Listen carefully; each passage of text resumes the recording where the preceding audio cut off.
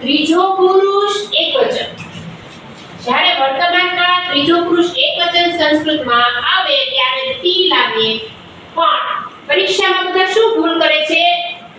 દીર્ઘ કરી નાખે છે. સંસ્કૃતમાં દીર્ઘ બહુ ઓછું વપરાય છે. હંમેશા હ્રસ્વ. તો તી છે તો ત પછી હ્રસ્વ તી.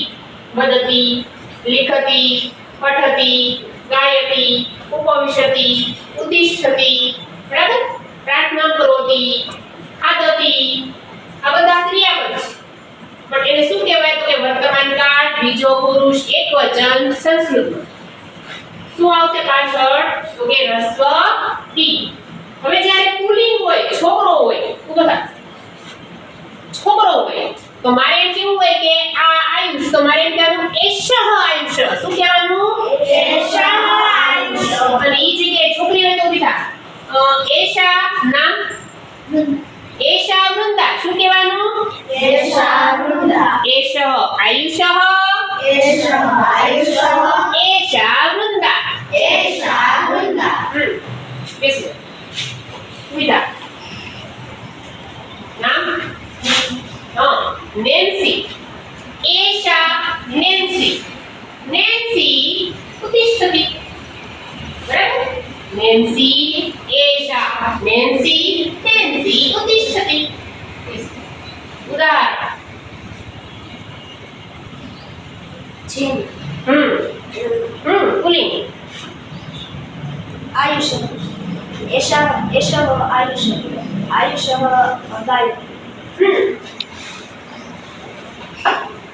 તન્વી. એષા તન્વી. તન્વી પશ્યતિ. પશ્યતિ. હીરવા.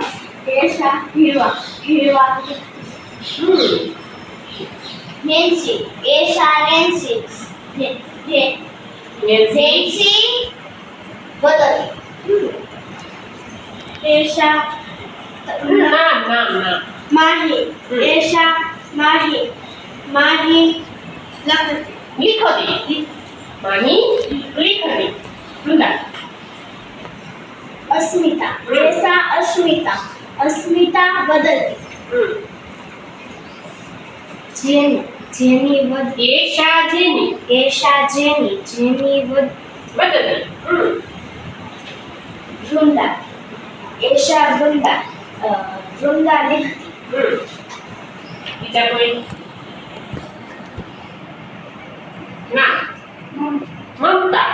એષા મમતા. હા, એષા મમતા. મમતા વદતિ.